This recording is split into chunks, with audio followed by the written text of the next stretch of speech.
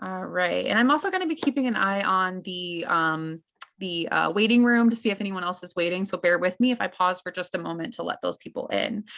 So thank you guys for joining us for our next installment of our Humane Communities resolutions. This is month 2. So thank you for being here. If you have not participated in this yet, we did have our kickoff last month where we talked a little bit about what we will be doing throughout the year. Basically, what we're going to be having is a monthly set of resolutions that people can participate in with a different topic every month that leans toward our goal of humane communities. So when we talk about humane communities, we're talking about servicing the community more to help keep pets and families together. And there's lots of different ways that we can help make sure that we are providing that service for people. Because ultimately, we don't really want your pet in shelter. We want to make sure that they stay in their comfy, loving homes that they're in. So any ways that we can try and include volunteers in that progress, we are going to try and help you guys through. So tonight's topic is going to be taking care of those who work in animal welfare. This includes staff and you guys as well, anyone who is a part of the mission and goal with us. We're going to be headlighting this as the volunteer team, but we also have a special guest with us tonight.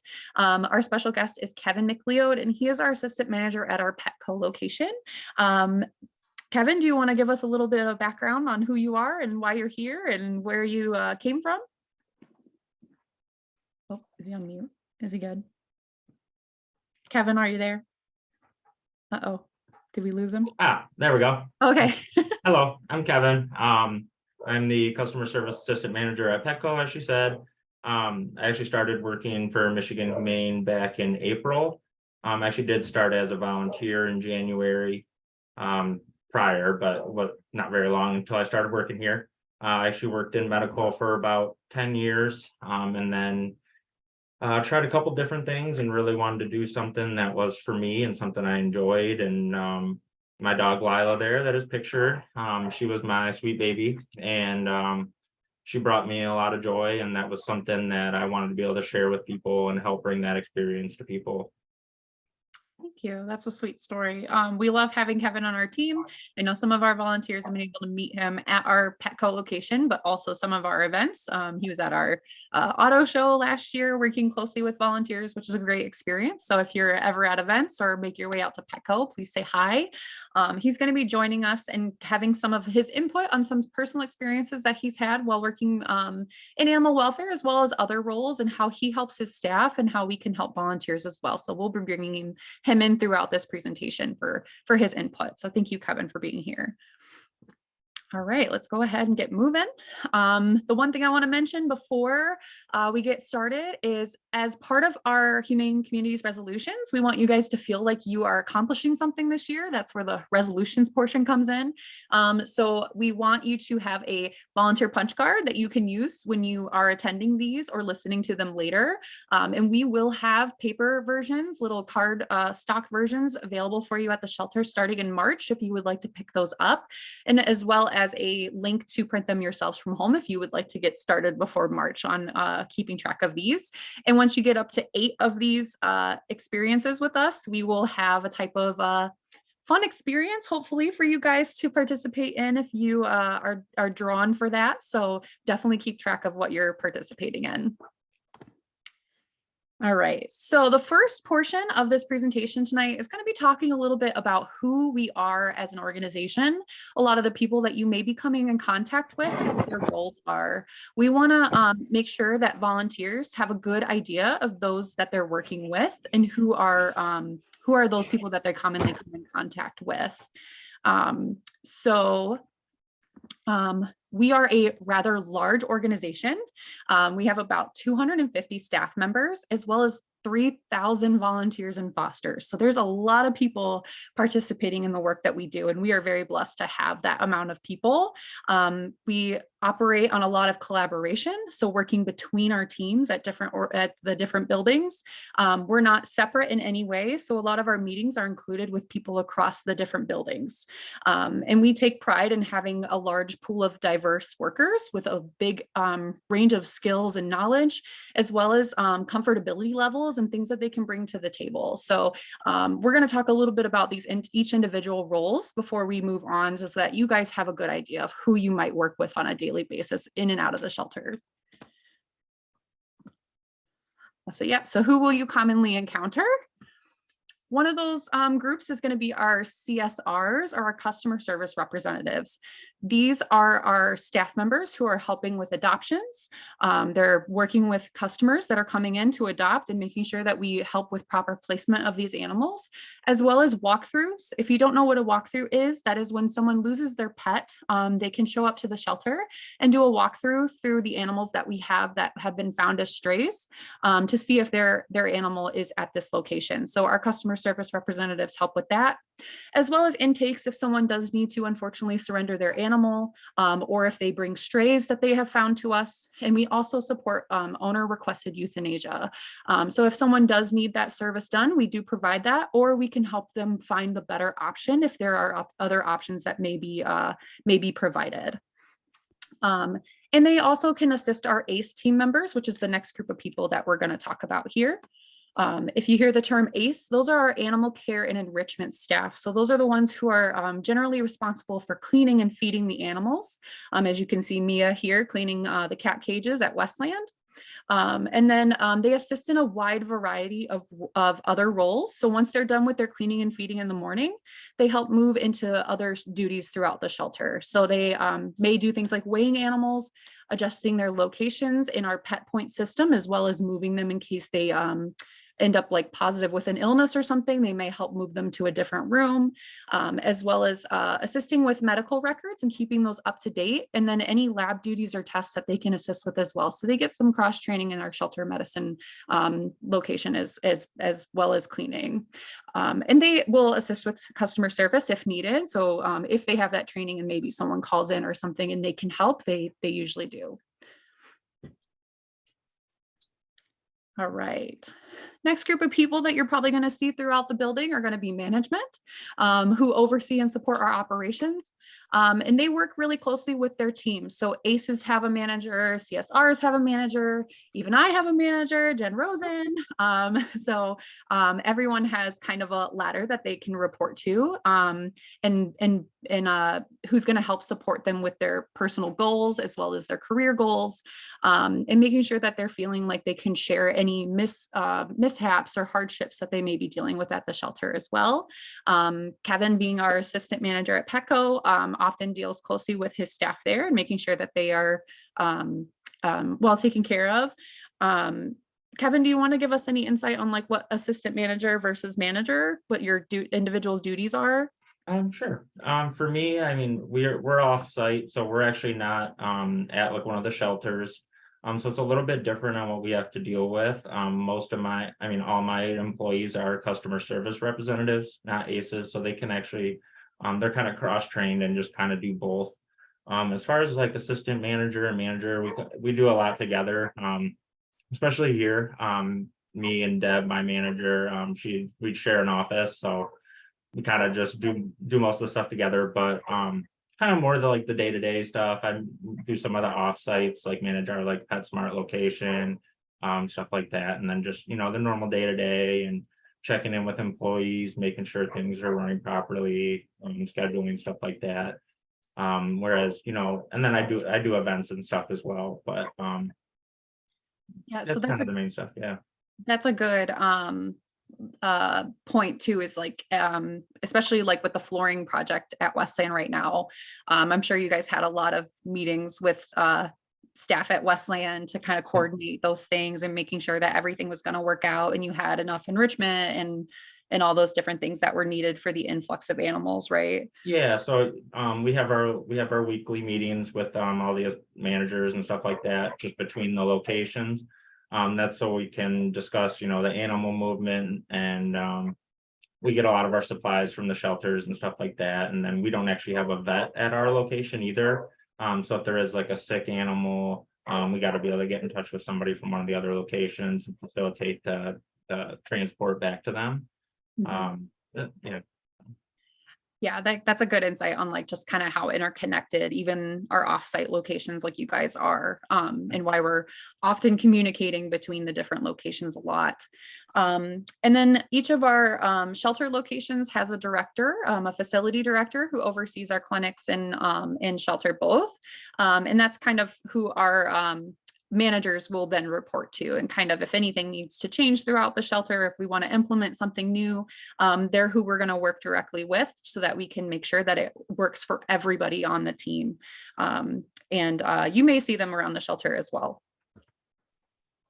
Yeah, our directors are the ones that are overseeing kind of the whole facility as a whole and making sure all the different unique departments are working together. So the medical side of the house, as well as the customer service side of the house, and the front and back on each side. So a lot of different pieces to make sure all the parts are moving correctly. Mhm. Yeah, so the next area, and all the managers from these different departments, assistants and normal managers will meet on a weekly basis as well to make sure that we are all on the same page with anything that's new, anything that's changing, potentially any adoption promotions that we're having, or any events that are upcoming, so that everybody kind of knows what their piece is and making sure that those can happen. Next is going to be our medical teams that you'll probably often see. We do have veterinary clinic on sites as well as shelter medicine. So our veterinary clinics will do care for the community, which are made up of our veterinarians, our licensed vet techs, and our vet techs assistants. And then we also have shelter medicine who cares for our shelter and foster animals, giving the same services just within the shelter instead of the community. Providing treatments and any life-saving care like amputations or long-term medical needs that they need taken care of, or surgeries. And they're often the ones who are doing our feline evaluations. So our behavior team often does dogs, and then our shelter medicine will do felines. They're going to be seeing a lot of how the animal reacts to veterinary care or being held or being handled for treatments and things. So they're going to be able to decipher the needs of that animal for their adoption paperwork. And then we provide community support, either through our One Health low cost or pay what you can clinics, where we provide spays and neuters and microchips and all those different things to the community, as well as safety net fostering. So we have fostering on site as well, or for animals that are in our shelter, as well as for people in need in the community. So if they recently became without housing, maybe due to a home fire, or they are going to be in the hospital for a period of time and they need someone to care for their pet, they don't want to give it up. They just are in a hard situation for the time being. And we have fosters who can foster that animal for people in the community, so they never have to come into the shelter. And then our field services team, you may see around too, providing care for the community and checking on different people out in the community that we're seeing maybe their animals are not being properly cared for, and providing education and resources for them as needed. So I just wanted to add that there is definitely a little bit of a difference between the way shelter medicine is practiced and the way medicine for animals is practiced in our clinic settings. So there's kind of a different set of skills and knowledge that is need to be known there. So shelter medicine, our veterinarians and our animal staff who are taking care of the animals there are really focused on population management and thinking about, okay, even though each animal is an individual, how are we going to tackle these problems to make sure our population as a whole is healthy? So they're thinking more about disease control, because again, there are animals coming in regularly to the shelter who may not be fully vaccinated or have different medical histories that we may not know about. Whereas a veterinary clinic, they're working on an animal on an individual basis and can really work with that owner to find a treatment that's going to work best for their animal. So it's kind of unique and really amazing, the shelter medicine program that we've been able to build over the last, I would say, 12 years. It was not something we practiced when I started with the organization 12 years ago. All of our animals were seen by our veterinary staff on the clinic side, and that caused some bottlenecks. It was difficult for them to come over and see the shelter animal. So I thought that little bit of history was really cool, because they're definitely two different teams, and although they're both practicing medicine, they're doing it in very different ways. Thank you so much for sharing that, Jen, because I know we've talked about some of the things previously of what we have that are real blessings for our shelter and the capabilities that we have. And to have a separate shelter medicine who is strictly focused on our shelter animals is something that not every shelter has access to. A lot of them are still using veterinary clinics or vets who come on site to support from a clinic. So it is awesome that we have that opportunity. Yeah, it's definitely allowed us to save a lot more animal lives and treat things that we wouldn't typically have treated in a shelter setting. The next group here that you probably have seen if you've worked on site is our behavior team. And they work closely with our canines in shelter, providing assessments to see what their behavior is like. So they're going to build a better understanding of that particular animal and help give us better matches with adopters. And one of the ways that they create those better matches is by writing up waivers for animals. So if you've ever seen the animal's adoption paperwork on their kennel, it's going to have a section underneath their brief little paragraph about who they are. That's going to have individual items that they need for a home. So it may say something like needs to be with children 8 and up, or with be the only dog in the home, or has a barrier reactivity situation going on. So they're going to be the ones finding out that information and then setting them up for the proper home. They provide specialized care or behavior modification for our animals.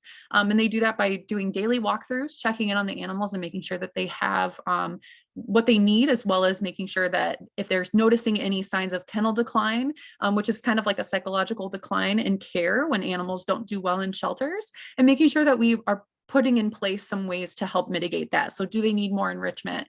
Should they get some time out of shelter and be set up for a foster home? They're going to be checking on that regularly and making sure that those things are put in place when needed. They're also going to provide some adoption and foster support, helping the fosters that we have properly care for some different types of behaviors that they may be seeing at home, and helping them work through those behaviors from the home environment to set them up for success. And any counseling that we can provide for families too.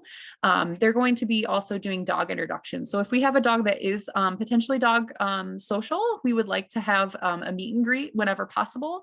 And they're going to help facilitate that and see how those animals interact and kind of help make the decision of whether it's a good fit or not. And they also have been working to train other staff members to help with this so we can do these more often as well. Yeah, so actually at my location, that's something that we do fairly frequently. Any of our most of our dogs are pit bulls, so that's, it's most of them. But with any like pit bull type breed and stuff, they really encourage, you'd want to do a meet and greet anyway. If you had a dog and you were bringing a new dog into the home, that way we kind of usually set them up for success and kind of do some things and meet outside, and that way we can kind of watch the dog behavior and see how they interact, and then just really being making sure that they understand like why it didn't go well or why it did go well, and some things you can do at home to help ease into it.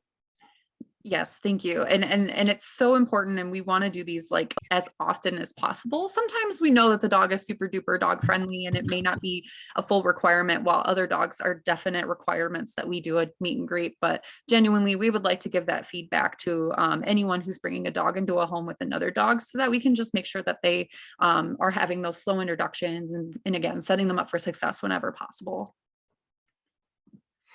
Another group of people that you might see around the shelter quite often are our maintenance and building services team. So we are very thankful for these guys. They do routine maintenance. So they're going to be the ones who are on monthly basis checking our dish and laundry machines, checking on flooring situations and making sure that lighting is working. They're going to be doing any repairs. We have something called WOOF tickets that we put in across the organization, and often they're for repairs of things throughout the shelter. And these are the guys that we would call for those repairs.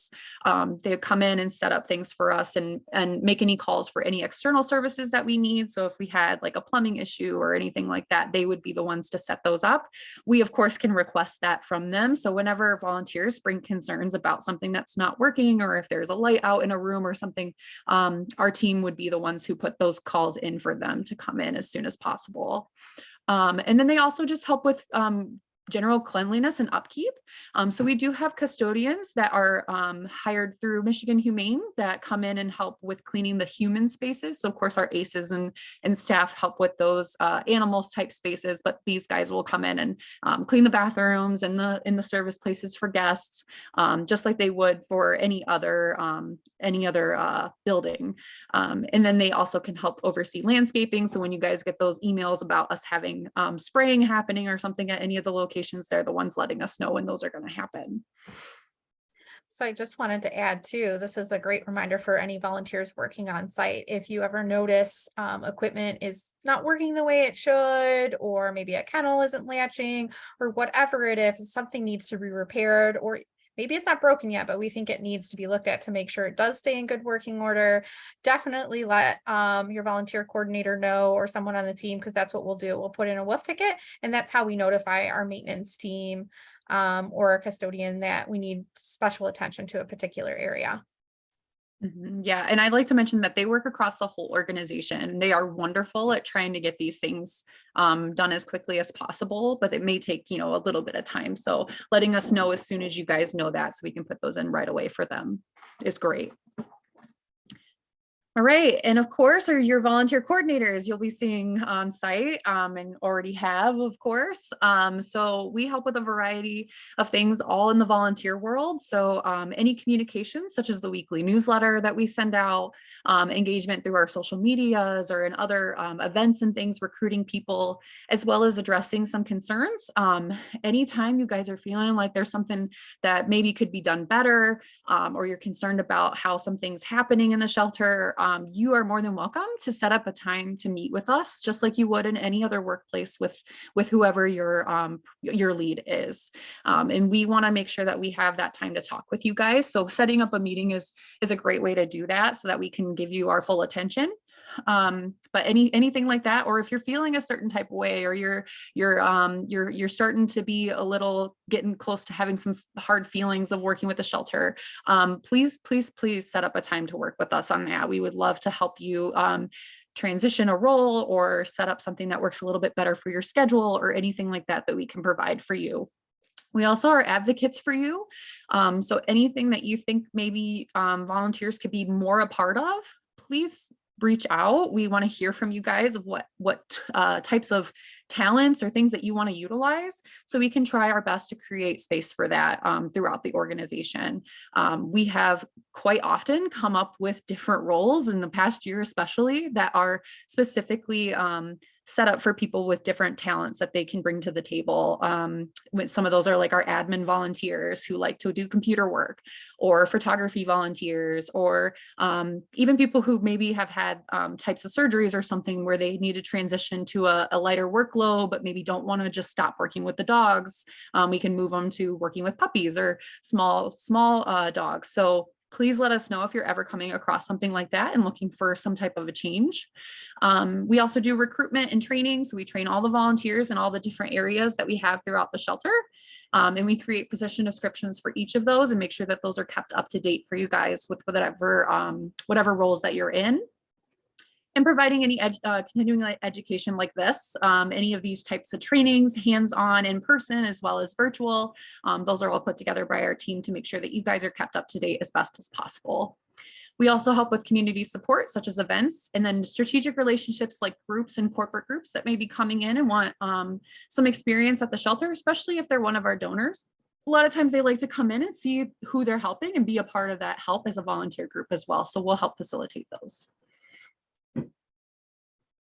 And last but certainly not least, who you're going to see around the shelter with you are other volunteers. We have, like I said, about 3,000 volunteers and fosters throughout the organization, and with a variety of different skill sets. So in shelter, our Positive Start animal care roles, as well as our center maintenance and shelter care, guys are all super important to making sure that things happen on a daily basis to keep our shelter operations running, as well as our offsite, so our events and our Petco and PetSmart, and then our admin volunteers who maybe aren't seen in the shelter, but are definitely supporting us in all those different ways. And then we like to make it super important that there's something for everyone. So just at Westland alone, we have about 30 plus roles. And then we have everything else on top of that outside the shelter and at Mackey, which are slightly different sometimes.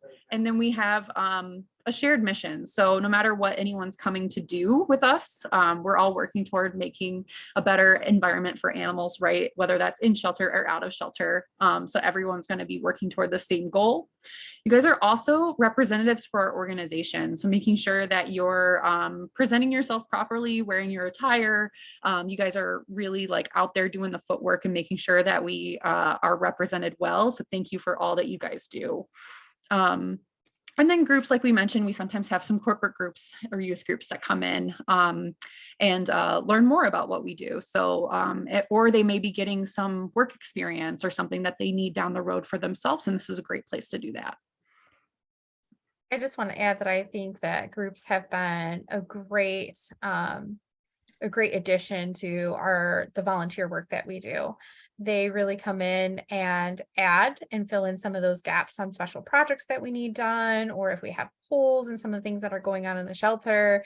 And we're currently looking to expand that opportunity a little bit for groups that are interested in learning more about animal welfare and how they can make an impact and how they can support to helping us out in the community as well. So asking them to be a part of our home deliveries that we do through our pet pantry, and different various things that we have set up to maybe happen on site or off site for the animals as well to improve their mental well-being. So it's been great. We've been able to experiment and come up with some really good things. And I'm looking forward to having more groups join us. I feel like they do a great job of supporting our current base that we have on a regular basis. And I just wanted to add, and on like the volunteer front, I can't thank volunteers enough, coming from an organization that did not have really any. And then to just, I mean, there's so many, and every single one just goes above and beyond. And, you know, most of them are only here for 2 hours, but the amount of impact that they make in that 2 hours is just so detrimental to us and like helps us out so much. It's just so appreciated, and I can't thank you guys enough. I mean, it's just so needed. Yeah, thank you, Kevin. I love that we have the opportunity to have volunteers. You guys really are a gift. A lot of places that do just as much work as we do don't have volunteers. And I'm not just talking about shelters. I mean, there's a lot of jobs that just could use extra hands that don't take on, hospitals and things that just don't take on volunteers or don't have access to volunteers for whatever reason. So it's wonderful that shelters and animal care in general is a place that we can get that help with. So you guys are a huge part of everything we do. So thank you. And another thing I'd like to add about the corporate stuff too is when corporate groups are like any groups, they don't have to necessarily be corporate, but we've had like schools like U of M or something come. They are typically a great way to recruit volunteers. We always talk about individual volunteering at those events with them. And a lot of times that's how we get people to return, is they had a great one-time experience and they want to come back on a regular basis so they can work with the animals more. So that's been a great way for us to just get more people to come back as well. All right, so those are going to be people that you may meet a lot in shelter, but just to know that that's not everybody for sure. We have a lot more going on than that. We have our veterinary clinic teams at each of our locations, as well as Livingston and Rochester that are transitioning into their clinic spaces. Field services teams we have a wildlife team. If you didn't know that, we do take in certain types of wildlife, and we can help make sure that they get released properly, making sure that they get their care or given to the proper authority to do the releasing. We also have our animal rescue team, we are very proud of. If you haven't seen their work, we did recently go to Florida and help with the hurricane and some of the care there that was needed. So we have a great animal rescue team. We also have our transport team, who you may see around the shelters too. They are helping move animals between our locations, as well as help take them to our rescue partners when needed. So they're doing a lot of moving the animals in and out of spaces, and you may see them pop in and move animals around. And then our people who help with the pet pantry, of course, are a huge help. They're also known as our community solutions team, which moves into our next little section here, which also includes volunteering and fostering. So that's a picture of a foster with our foster team there. Philanthropy, which helps with our donations and making sure that we have partnerships that keep us moving because we do rely fully on donations. Our events teams who help organize our events with us, and then volunteers are our duty for the events, but we work closely with them too. And then our media and marketing team who make sure all the lovely words get out to our community and share those stories of our animals and our staff and our volunteers as well. We also have our business systems teams who work often from home or from our Bingham Farms location or on site if they can and would like to, but providing kind of the behind the scenes work on all of that technical work and things with our website and all that kind of stuff that needs to be done.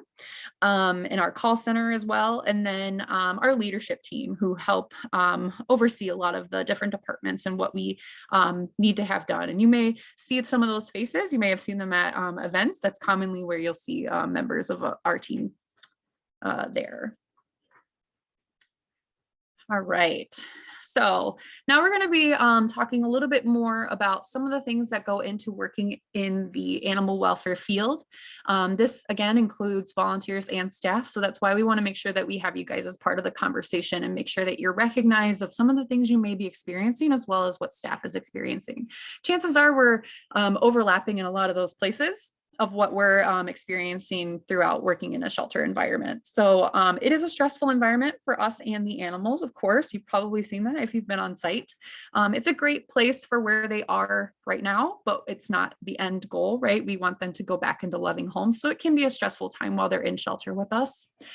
Oftentimes we're at capacity, especially in the last year, we've seen a higher capacity that we've been taking care of. We recently just started to see a little bit of a decline for the winter months, which is usually what we see, but it did not come on as quickly as we had hoped this year. So just so you guys kind of know, especially in the summer months, they can be a little bit harder of a time because we do see an influx of animals during warmer months. Animals are out and about more, they're getting out in yards more, they are being seen more by people than in the cold months, so they're being brought in more often. They're traveling and they're escaping potentially more. There's fireworks and all sorts of things that are scaring them off. So just we see a higher influx of animals in summer typically. So if you ever feel like it's a little crazy during summertime, it's probably because it is. And so that may just be a higher tension time for people. We often have to make tough decisions in shelter. So this might not just be, those euthanasia decisions, but it also could just be day-to-day decisions of whether or not they can take this animal out for care or not, making sure that they plan their day the proper way to care for everybody, as well as if you've ever worked in the shelter and worked with maybe the dogs or the cats and you notice that someone was up for adoption one day and then not up for adoption the next day, having to take those decisions of taking them off the adoption floor for medical or behavior that we're seeing and working with them more can sometimes be a really tough decision if they've already worked really hard to get them on the adoption floor. Sometimes changing that can be a little wary on your heart. And then limited resources and staff, of course, just like anyone else who works in nonprofit, limited resources are an issue sometimes. And just like everyone else after the pandemic, limited staff sometimes is an issue. Sheltering is often a high turnover role on its own. It's very emotionally taxing for a lot of people. And sometimes people just have to take a step back, and we are always understanding of that for volunteers and staff. Sometimes you do need a break or you need a change of pace for a little while to keep your mental stability going really well. And so we never fault anyone who does have to take a step away from volunteering or working with us. There's sometimes difficult interactions with guests. Anytime you have customer service, there could be difficult interactions, and that doesn't always mean that it's a bad interaction. It could just be that dealing with surrender or a hardship with a guest can weigh on you. A lot of people who work in animal welfare are here because we care about others and we care about animals. And so we take a lot of those feelings on ourselves. And over time, that can be really difficult. And I know I've even had volunteers who have had difficult interactions with guests. So please always feel like when those happen, direct them to staff, of course, but also come and talk to us afterward if you need to kind of talk over what happened and any tips or tricks or anything that you would like to get out of that experience. Yeah, I mean, for a lot of customers and stuff, the majority of them, at least out this way, is more just trying, for me at least, just trying to at least understand and see from their perspective, even if they are being completely mean or, whatever.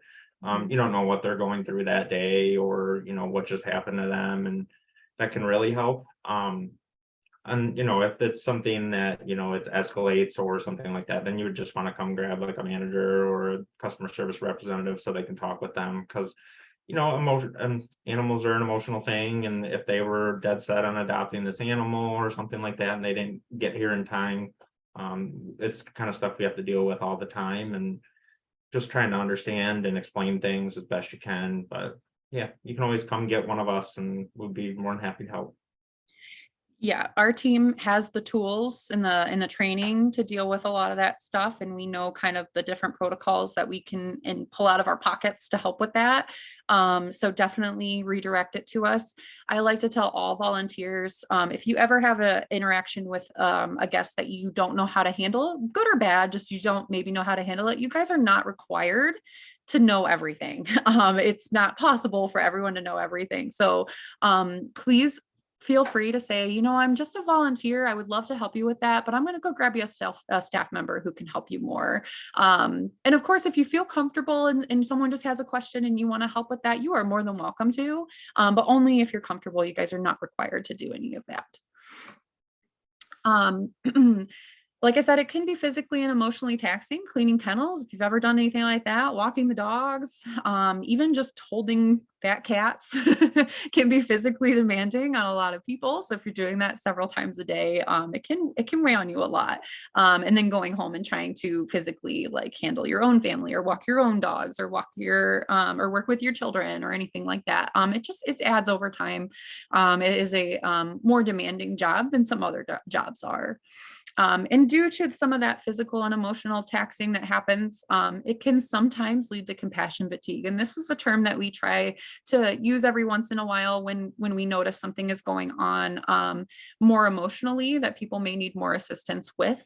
If they're starting to take on a lot of those big feelings and not know where to turn, we want to make sure that we have those resources available for people and give them that time and space to work through that with us.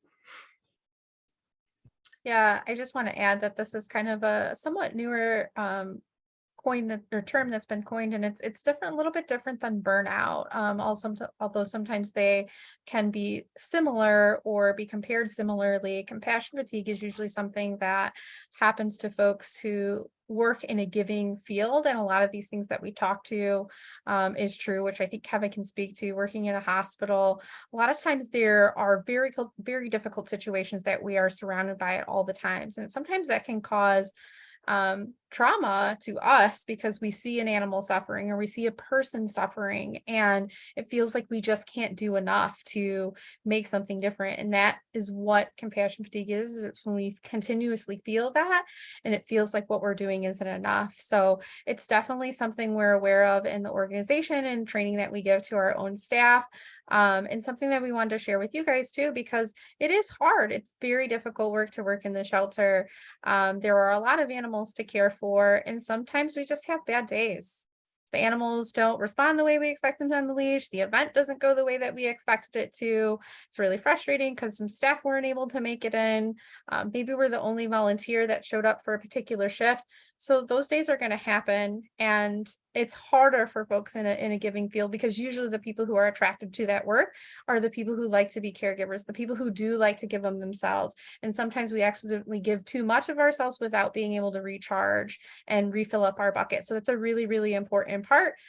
So that's why we're saying, if you ever notice that you are feeling sad or uncomfortable or some of these other things that might just be like, oh my gosh, this is too much, I don't know what to do, please find us.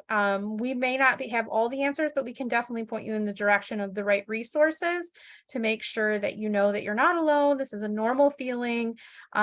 People can go through this. It happens again in fields like this, and studies are showing that this is increasing in the animal welfare field. And specifically right now, there's a lot of research of how it's becoming more extremely difficult to work in the veterinary field because of the challenges that just come along with this field. It's a lot for folks to deal with. So Yeah. So like adding on to that, I will say, yeah, like definitely working in the hospital, I've definitely experienced it myself. And it is that, like, you're just doing something all day and, you know, taking care of people. They're asking this, it's just taxing because, like, I'm one of those giving people, and you feel like you get taken advantage of, but you're really trying to help people. And the biggest thing for me, I work, like when I worked in the hospital, I actually worked on like a 68 bed unit to where we're supposed to have like 6 nursing assistants, and there was only 2 to 3 most nights. So it got to be a little much, but I think the biggest thing for me was realizing where I was at. It was really helpful that my wife actually worked in the hospital as well. So we were able to talk about a lot of things and she understood a lot of them. But I sought out therapy outside of work, and that was the biggest thing for me, was just in those times, just having someone that you can share that with and understand it. And you know, we have all those resources too. And if you guys ever see me walking around one of the shelters, I'm always around. You can always grab me. I'm always willing to talk about it and help you in any way I can. Yeah, our team really wants to make sure that you guys are well taken care of. So whether or not that's talking to us or, of course, like coming to your volunteer coordinator, and then if you need to take a break, you can just let us know. It's okay. Like take that vacation away, like just like you would from your own job. Sometimes you just need some time to be away from the situations, and that is totally appropriate. If you need to take a step back, please just let us know, and we'll be fully supportive of that. We've had that happen with other people as well. So anytime we're happy to talk about it. And I also want to add, it's also normal if you do come in and you don't feel this way. I mean, everybody has a different way of experiencing the world around them in difficult situations, and has different upbringings and backgrounds and coping mechanisms. All of these things are completely normal. So you may feel strongly emotionally about one thing and completely different about another. We're all different people going through this together and experiencing it probably in slightly different ways, and that's okay, and it's all normal. So whether it's a good story you want to share with us, it's, oh man, that really sucked, but I'm okay, or whatever it is, we are here for you. We just want you to know that you're not alone, and we're acknowledging that sometimes working in this field can be difficult, but also one of the ways that I like to do to work through this stuff, the stuff that's really challenging, is remember and look at all the good things that we see happening around us too. So we'll talk a little bit more about it later in the presentation about self-care and things that you can do. Thank you, Jen. And one of the other things that we want to talk about here as well is that this is not just a Michigan Humane situation. We are not the only ones that are feeling this stress. Like we said, this is a very common thing for people in animal sheltering across the whole world to feel.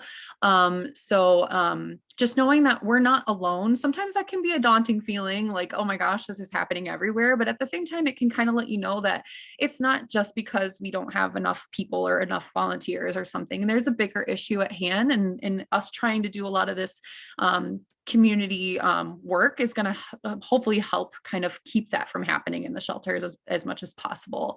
So just some information for you guys on that.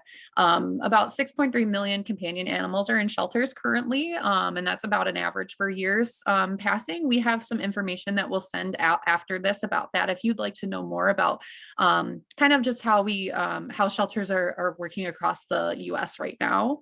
It's one of the reasons that we're seeing more animals in care is because we've increased length of stay. So we're doing more to provide longer term care for them. We're providing that behavior modification as best as possible. We're trying to set them up for the proper home instead of just kind of sending them out to whatever type of situation and potentially getting them back because of it. So it may kind of start to weigh on you of like, oh my gosh, this animal has been here so long. But what realistically, we're trying our best to make sure that we are doing more to provide for them than we used to. And then some of the things that shelters across the whole world are seeing are fewer volunteers and higher staff turnover. Like we said, sheltering is already a place that common turnovers happen, just for the stress of it all. But with increased stress, especially with the pandemic, it's just been something that's been a little bit harder to recover from lately. And fewer volunteers. We did see with the pandemic a bit of a decline. People still aren't feeling comfortable coming back to volunteer, especially if it's something that they feel like they don't have to do. Like you have to go to work, right? But maybe you don't necessarily have to volunteer, even though you would love to. It's just a safer option sometimes for people. We've been trying to curb that as much as possible by having options for volunteers out of the shelter or in smaller group settings that they feel more comfortable, as well as just overall change in how people work. People are working longer hours in the last few years than they ever used to, as well as having less access to maybe some childcare with changes that are happening in the teaching field and things like that. So it's just a kind of a harder place for people to make time for volunteering too. Did you want, oh, I thought you Yeah, had. I was Go going to ahead. say, I think people are just still learning to navigate this new norm for us. And again, this isn't something that's unique to Michigan Humane or not even necessarily unique to the sheltering world. We attend webinars and different volunteer coordinator groups, and in general, volunteering and staffing shortages are something that is experiencing around the nation and in different fields. So it's just a different world that we live in, and people are still learning to navigate that. And what we are trying to do as an organization, figure out what are the ways that we can find ways around these barriers and still create that sense of community so people do feel comfortable and we can continue on with the great work that we're doing. Yeah, Jen, do you want to talk about a little bit of what we've already started? Yeah, the next bit, the bullets. Sure, Yeah. absolutely. So just a little more specifics on what Michigan Humane is doing. So you guys know that this is really forefront for us and we're paying attention to this. So we've already started looking through our processes and we're recognizing any challenges or bottlenecks. So again, just noting that our length of stay, so that's the time an animal stays in care at the shelter from the time it is surrendered until it is adopted out, we know that that time is increased. So we are constantly reevaluating our programs and having regular meetings. So every day our behavior team does a walkthrough and checks on the status of the animals, their mental well-being and how their physical well-being, how are they doing? Do we need to add specialized enrichment? Do they need additional time with volunteers? Sometimes if we notice like high levels of stress, we might prescribe medication now that kind of helps lower their anxiety levels to buffer some of that really stressful stuff that they come in contact with. We have noticed again in the volunteer world, okay, we're seeing lots of applications still coming in for volunteers, but not all of those are, turning into people who have the right skills or fit or really understand the work that we're doing in the shelter. So we're, reviewing all of our position descriptions, looking at changing up some of the way we do our onboarding process and looking at how we go out into the field and maybe recruit volunteers with specific skills that are going to come in and support some of you guys who are doing specific work. So really looking at how we can more strategically do things. Another thing that we did was reallocating some of our resources. So you guys are probably already a little bit familiar with this, but some big changes happened earlier this year. 2 of our shelter locations are now strictly clinic locations. So what that means is we've noticed that at Rochester Hills and at Livingston, the number of adoptions that were happening in those communities and the number of intakes that were coming in those communities were relatively small compared to what we were seeing at our Mackey location in Detroit and our Berman Center in Westland. There is a greater need in those communities, and we want to make sure we're getting the most bang for our buck and we're saving as many animals as we possibly can and helping owners really be able to keep their pets in their home. So that was a change that we chose to make because, again, staff from those buildings were able to be reallocated to some of the other areas where we were feeling the pressure of not having enough staff or having less hands that should go around while the shelters were really full. So next point, focusing on shelter diversion, that's something the organization has always done. And when we say shelter diversion, what we really mean is trying to provide more resources to help prevent pets from coming into the shelter. While the shelter is a really, really great place, we can provide all the physical care for the animals that we need. We can do all kinds of surgeries these days. It's still really difficult on an animal mentally to be in care, and especially now more than ever, because we're seeing that increased length of stay. It's a good thing because we're saving more animal lives, because we can do behavior modification and, again, these medical things that we weren't able to do 12 years ago when I started in the organization. But that means that length of stay is there, which means animals can decline more in care because there's stress. And everything can be stressful in the shelter environment. The fact that, they don't have people that they used to know and love. Their routines are different. There's loud noises. They don't get as much individualized attention. So animals are going to continue to keep coming in the shelter unless we start thinking differently about how to solve that problem. And that is making sure we're providing resources and support to people in the community. So the pets that really don't need to be in a shelter environment, maybe there's just some folks who need a little bit extra help, whether that's providing food to their pet, maybe more affordable vet care. Those are things that we can do to keep those pets with their family. No one really wants to surrender an animal. Worked in the shelter for 8+ years. And some of the most rewarding work that I ever did was focusing on the families who needed to surrender a pet. It was really, really incredibly difficult for them to do that. And it was so rewarding to me to be there to support them and let them know it's okay. You have not failed your animal. That is what we are here for. We are here to step in when you've met barriers and resources and you don't have any place else to turn. So we're going to take that pet on for you. We're going to do our best to provide them all the care that they need until we can find that home for them. So I really, really loved that work. I still do. But the more that we can make sure people have those resources in their home, the animals don't have to come to us. They don't have to be split up from their families. They can stay there. And I think that's really, really important work. And that way, when we do get our field service team picking up an animal that has been hit on the side of the road or rescuing an animal that needs a life-saving surgery and there is no one else to do that, Michigan Humane can step in there. So I think that's really, really important. And when you hear us talk about things like humane communities, this is the work that we're doing. And this is how we're trying to meet a lot of these challenges that are coming up in the animal welfare world is, okay, we need to look at the problem differently. How are we going to save more pets? And this is the way that we're going to do that. Thank you. Thank you so much, Jen. Yeah, this is a huge conversation that we could go on and on about. And that's why we're trying to split it up into these monthly chunks of getting you some information on what we're doing across the whole organization. So please look forward to the next ones that are going to talk about these individual ways that we're doing. We have upcoming ones talking about specifically our field services team and surrender scenarios and how we help people in those situations, as well as just our partners and stuff. So we have a lot coming down the pipe for you guys to kind of better understand a lot of this work. So now we're going to talk about how can volunteers help with this process for yourself, your fellow volunteers, and for staff. How can you guys help with these big feelings, as well as making sure that this is a place that everybody wants to be? So we kind of broke this down into our core values that we have for staff, just like we have volunteer values for our volunteers, and we like to call out things that we want to see from our volunteers. We have the same thing set up for our staff. So these are kind of the overall goals that we want for people who work in our shelters and out of our shelters, to kind of have these qualities about them and show that on a regular basis. So some of the ways that you can help are by being compassionate. So always treating others with dignity and respect. Understanding that we have different life experiences, skill sets, and abilities.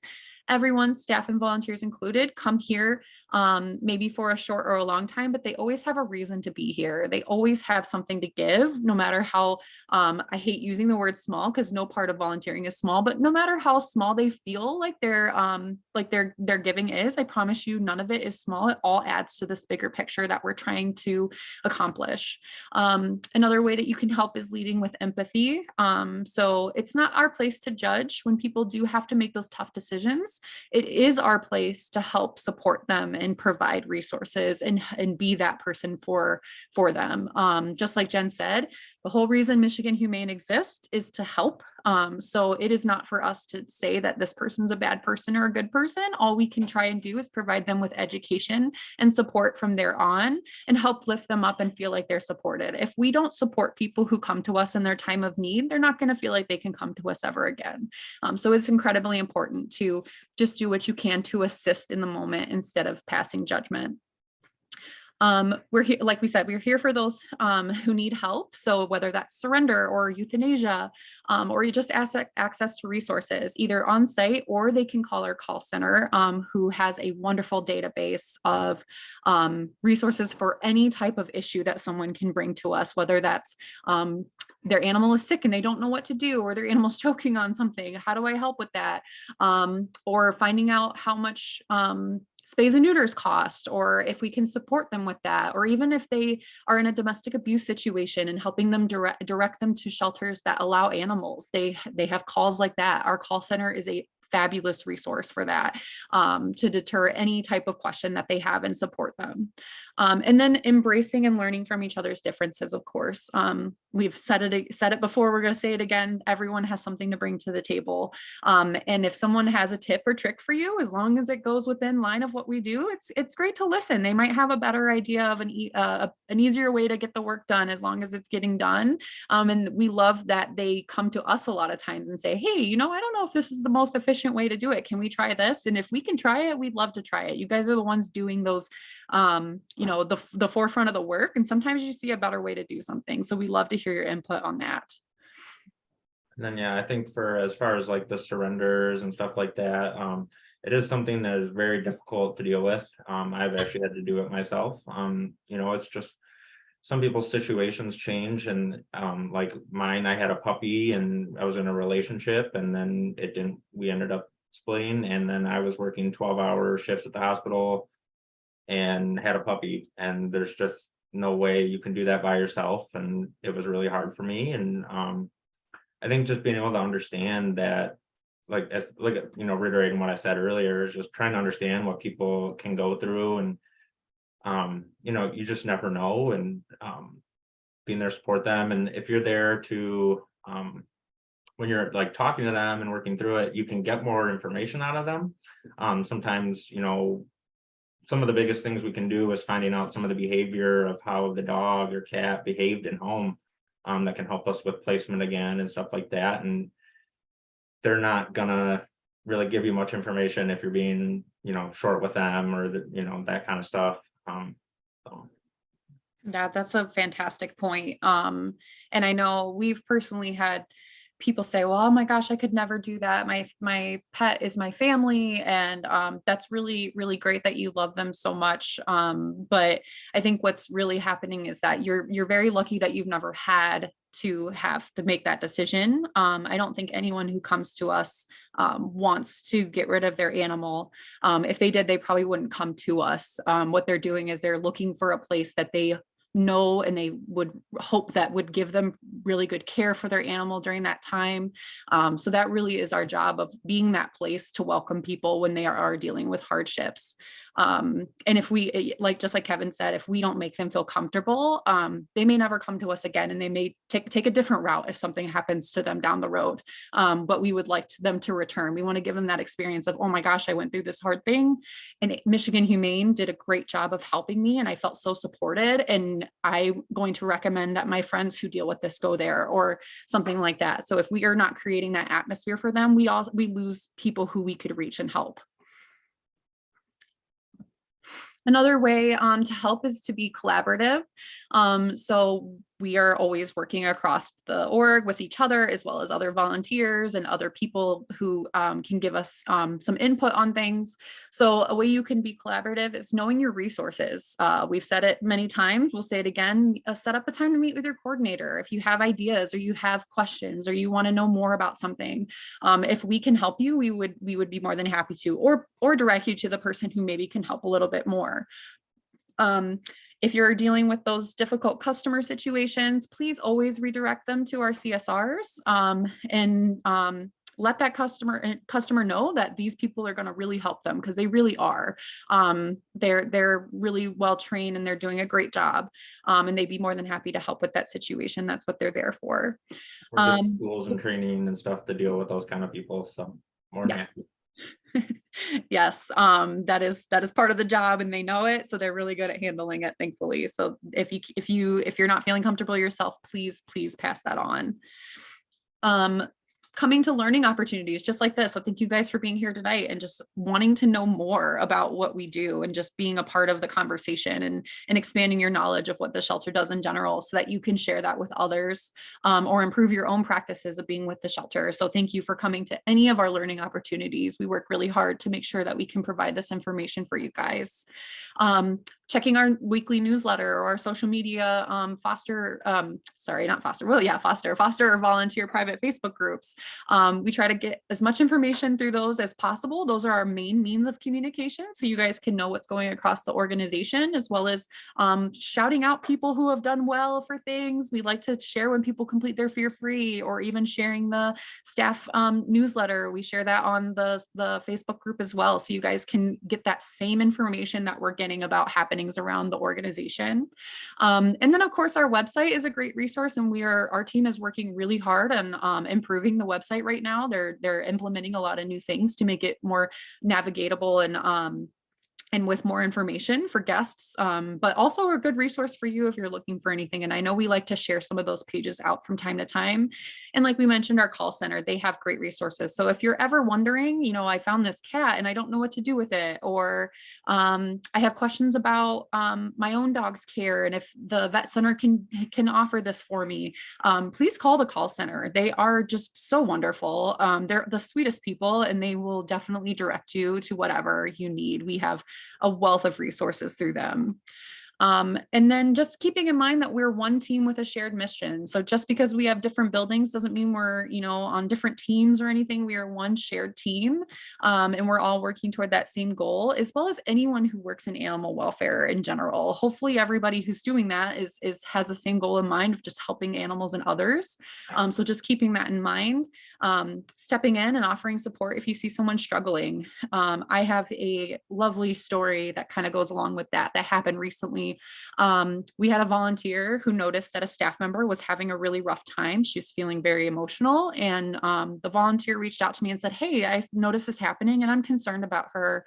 And we were able to talk with the team, and the team was able to give her some time to deal with the hardship that she was dealing with. And if that volunteer hadn't brought that to me, we may have never noticed that she was struggling. So I greatly appreciate anybody who can bring that to us. It's not going to be something like someone's going to, get in trouble. More often than not, it's going to be, we didn't know you were having a hard time. How can we help? And the same thing goes for like other volunteers or something. If you're noticing that someone's feeling a certain type of way and you're concerned about them, please let us know so we can help them. Because sometimes you guys are dealing with each other more closely than we're able to at times. So you may be seeing some emotions come through that you want to help them with, and we can help facilitate that. Creating those meaningful relationships between other volunteers and yourself, and then staff, just getting to know the staff and supporting them too, and getting to kind of know why they're here and what they're interested in, or what their goals are, or sharing your goals with them. There may be something that they can help you with too. So just feeling like you can create those relationships with people. And getting to know your volunteer coordinators. We might pop in and just start talking to you, and it's because we want to get to know who you are. We want to welcome you to the team and make you feel like you're welcome here. This is a great place for people to get community. A lot of people come to volunteer for community-based situations, and another way you can do that is being a part of our social events. We just had our holiday party, but we also will be having our volunteer appreciation week. From time to time, we like to do little events at the shelter for you guys, even if those are meetings. A lot of times just our on-site meetings with volunteers are a great way to just stop and talk and get to know somebody. So please feel free to attend any of those when you see those in your service profile. And then of course, introducing yourself, just say hi, just let people know who you are. Even if you're feeling a little intimidated by like a staff member, I promise they're not intimidating. They're no different than you. They just love animals just like you do. So they want to know who you are. Yeah, I just want to add that the more we get to know each other, the more we have conversations with each other, the better we can work together. Again, we're all one team working towards the same goals. And the more we support each other, the better we can make things happen for the animals. That's really what this is all about, is figuring out what your resources are and being able to lean on each other when you need support. So know that we are here for you, and we can be here for other people as well. For sure. And then our last one here, this isn't the last one, next to last one, is being inclusive. So helping discrimination at any point. So anytime you guys notice inappropriate comments or behavior, whether it is to another person or an animal, please let us know that so we can handle that. That is not the type of culture that we are trying to build here. We want to support everybody, no matter what situations they come from or who they are. And we do that by celebrating diversity and making sure that we know that everyone here is welcome. And asking others why they serve. You'd be surprised some of those stories. I love finding out why people are here. I have volunteers who are here because their children are allergic to animals and this is the only way they get to be here, or they used to work in animal welfare and they just couldn't give it up, or they never got a chance to work with animals as a kid and now they get the chance because they're out of their home. So there's lots of different ways that people come here, as well as staff. We're all here for a wide variety of reasons. They may be here because they're hoping to be a vet one day, or they're hoping to be an animal control officer or something, or a whole different reason. So it's just really interesting to figure out like what brought people here. So please ask about that. If they're comfortable sharing it, it's great to hear that. Recognizing cultural nuances that Jen touched on this a little bit earlier, but realizing that not everybody is going to kind of handle situations the same way as you. I can speak on that myself. I feel feelings way later. That's just something I know about myself in the moment. I'm not like a big crier or anything if something goes wrong. It takes me a little bit of time to process it, and then it kind of hits me all at once later. So if someone brings you a really sad story and they don't like start feeling really bad in the moment, that doesn't necessarily mean that they don't. They just handle things a little bit differently, and may keep their emotions private. Or you might like to share your emotions out loud. That's different for everyone depending on what type of experience and what type of person they are. And then always being curious.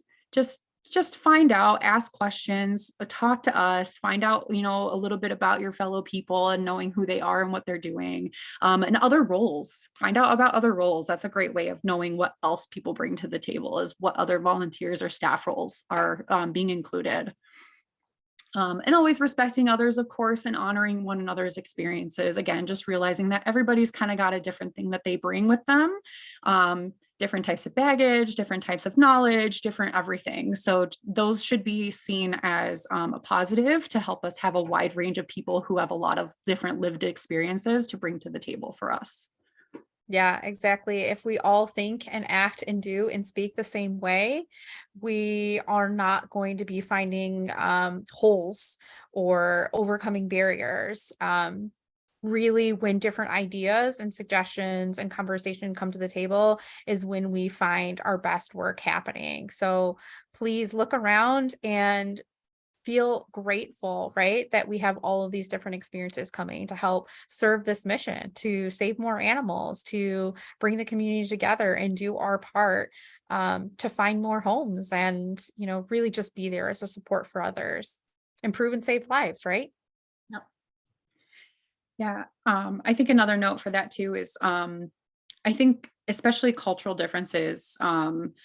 We live in the Detroit area. We have a wide range of different cultures that we touch, and that's beautiful. And I think having volunteers and staff who can help connect with different types of community members in different ways is always so beneficial. Their life experiences, maybe it's more similar or more in line with someone else's, and they may be able to provide a little bit better communication or care just because they have a better understanding of someone's life experience. So I think that's a beautiful thing that we have in this area, and it's beautiful that we have people who want to help with that too.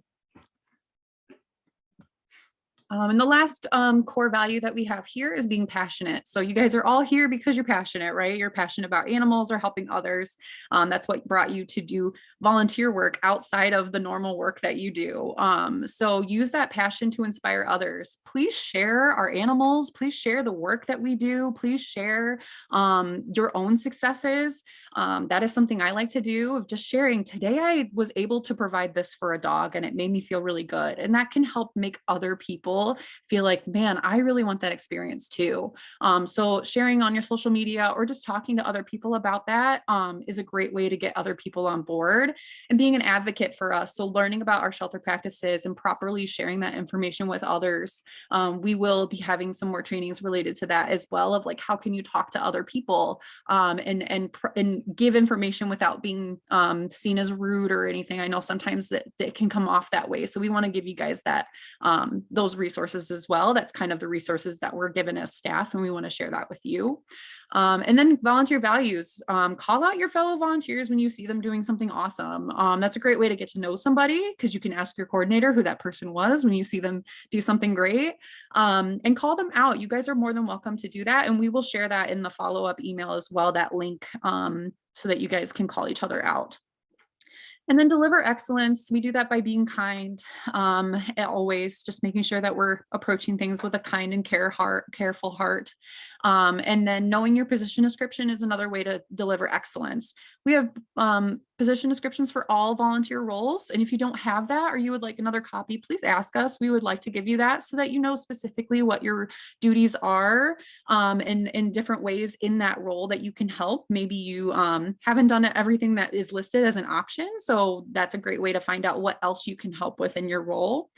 And then, of course, conducting yourself professionally. We are in a workplace, so we do want to make sure that we're doing things like talking professionally, setting up times to talk with people, as well as wearing our Michigan Humane gear to events. That is extremely important, because we want you guys to be seen as a fellow worker with us, especially when we're working with the community, and recognize you as someone who is on the same team as us.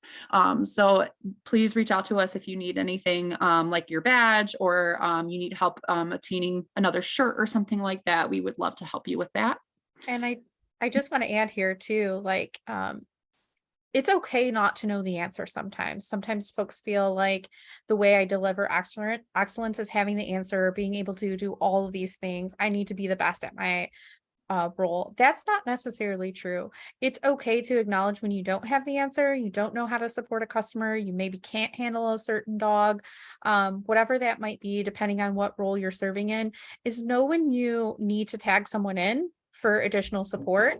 That's part of conducting ourselves professionally too, and knowing our position descriptions, is know when we need to get someone else in to kind of help guide. And again, those difficult situations that might come up with a customer, that's when you really want to tag in staff. Again, they go through a lot of training to make sure they know how to de-escalate. They do know how to support. And if they don't, they know the person that they can get. So we don't want to get you guys stuck in any tricky situations when you're trying to help. Sometimes it's just passing it off to the right person that can help them a little bit better.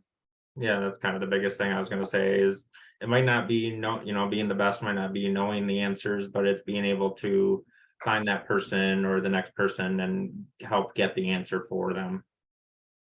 Yeah, for sure. And just the last little bit here of this one is to channel that passion. So like I mentioned before, we have found roles for a lot of volunteers who bring something else to the table. We've had people who maybe can't make it into the shelter and can provide admin work from home, or we have volunteers who are really good at writing pieces, and they've worked with our marketing team to help create some pieces about our volunteers or about staff, or just trying something new in case you don't quite know if where you're at is the best fit for you. Maybe the dogs are more difficult than you planned, and maybe working with puppies or small dogs is a better option. And we are, again, just like Jen said, that doesn't mean that you don't know or you failed. That's why we have so many other options, and why we're here to help support you and help you transition into something else. We have so many options. We want everyone to feel like they have a place, and not like they have to stop volunteering just because something something isn't working out perfectly. And it's always quality, not quantity. This goes for, everyone in the shelter. We want to provide more quality work. There are more animals than there are us, of course. So it's not possible to get to everybody every single day. It's not possible to get to all the laundry every single day. But just doing what you can and giving that quality work is what's going to be important to make sure that the shelter's operating perfectly as it can. Don't weigh yourself down. Don't make sure that you're, killing yourself with too many hours. You guys can take breaks and get that time off when you need it. That's perfectly fine. All right, so just to kind of wrap up a little bit here with some ways that you can help yourself and others, but more leaning toward like taking care of yourself so others can be supported by you. We have to make sure that we're giving our best selves to the animals and our fellow volunteers and coworkers, and we can't do that if we don't take care of our own needs first. So a couple things that you can do. We're a shelter. We have animals galore. If you need some time with an animal, please ask, especially if you don't have training and you can do it yourself. We've had one of my personal things is I've had someone come in who just days before they came in to volunteer had a really severe situation happen in their own personal life, and all they wanted to do was cuddle a puppy. And if we were able to provide that for them, we most certainly wanted to do that. So we helped facilitate that time. They didn't have puppy training, so I took the time out to make sure that I was there to help support them, but it made them feel a lot better. So please don't hesitate to reach out. That's one of the great benefits of working in a shelter is the mutual benefit that is between animals and humans. So please reach out to us if you need something like that. Kevin, were you gonna? I was gonna say, yeah, if we had like a litter of 4 or 5 puppies and you come to my location, I'll gladly set it up and you can just let all of them run all over you, because I've done it myself. Sometimes we need a little bit of that. But yeah, just always making sure, obviously, you reach out to somebody first. Don't just yes, out. But we still want to make sure that we're doing it properly. But if we can help you, get your time, we want to do that. That's part of being a part of this, right? The other thing is to not be a hero. So don't push yourself by taking out those animals who maybe are looking at you a little funny and you're not quite sure about, or they're not feeling like coming out with you today. They need that break too. So it's perfectly okay to say, this is not what we're looking for today. This is not the type of struggle I feel like having today. I would rather just take out my heartworm dog and give it cuddles today. That is perfectly fine. They're going to need it just as much as you, I can promise. And then quality over quantity, again, just making sure that you're giving your quality care. If you're having a rough day, the animals are going to pick up on that. And it's perfectly fine to say, I don't want to take that type of energy into the shelter today. I think I'm going to take the day off. That's perfectly appropriate. The next thing, just to reiterate, know your resources. So check in with your coordinator when you're having a hard time. And if you need to change your role, please let us know. We want to help you with that. And then always being aware of expectations. Sometimes a role is not quite what you're looking for. This is an experience that obviously helps us, but it helps you guys as well. So we don't want to push you in a role that you're not able to meet all those expectations, and then you start kicking yourself because you feel like you're not doing enough. There are other things that you can do that fit better into what you need, so that we can help you navigate that and find out what else is out there for you.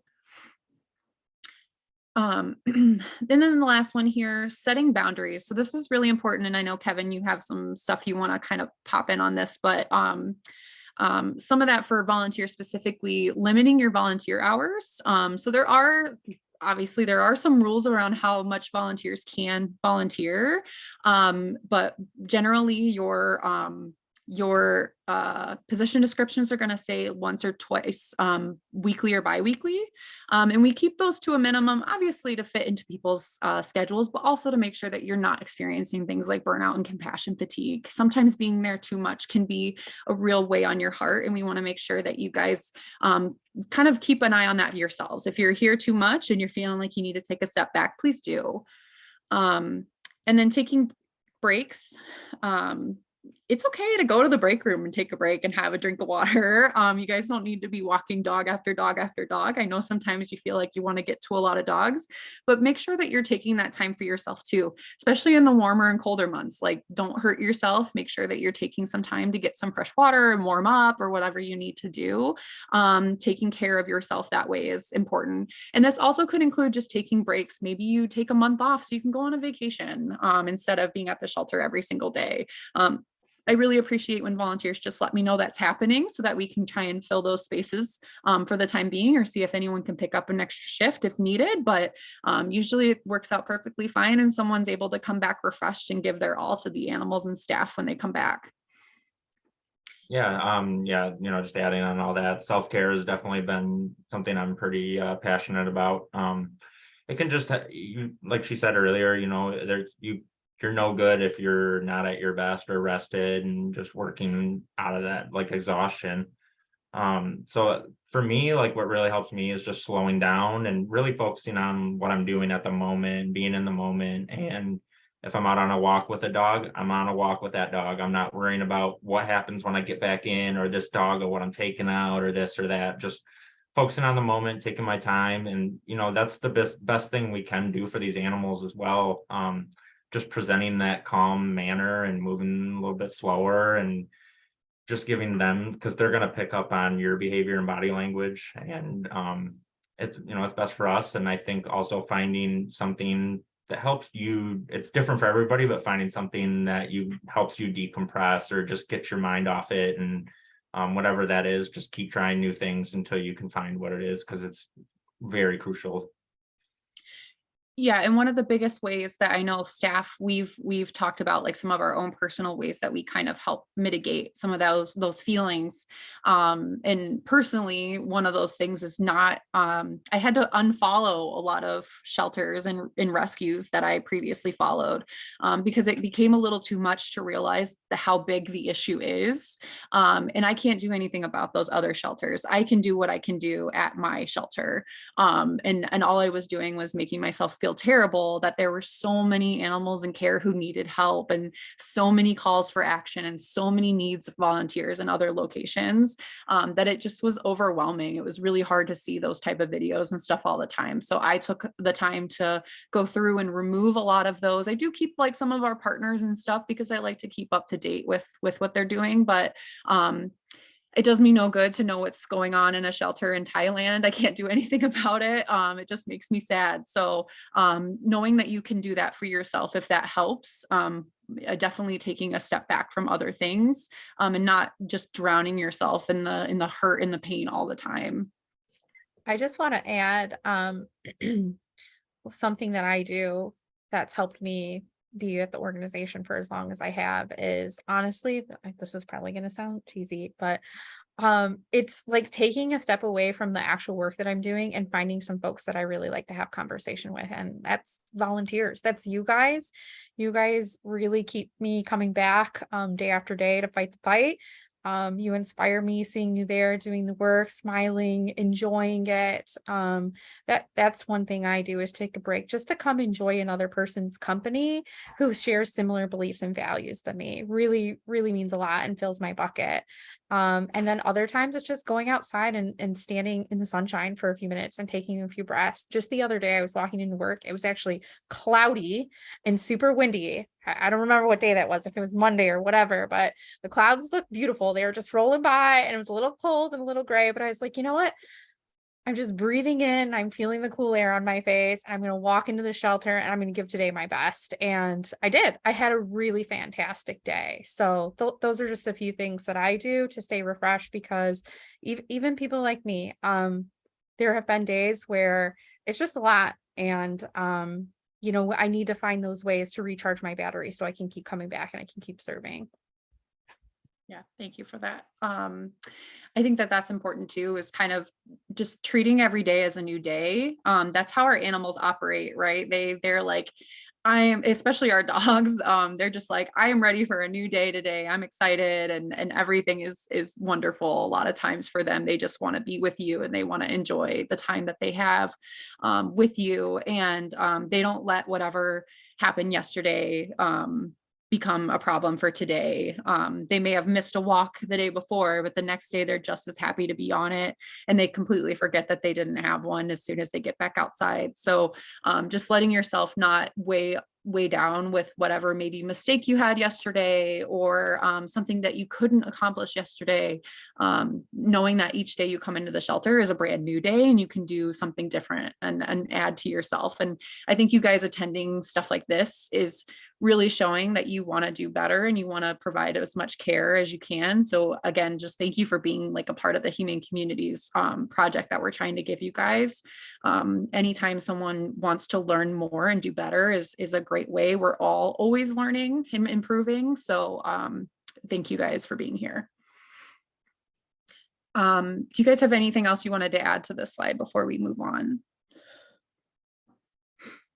No. Okay.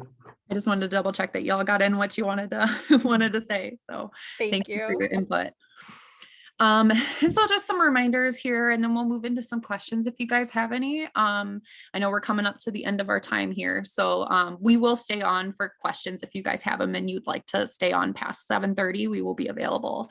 Lifting others up, of course, always being mindful of just others, animals, their experiences, maintaining a positive outlook as best as possible. Now, of course, we don't want to have like the toxic positivity where we just think everything is great all the time.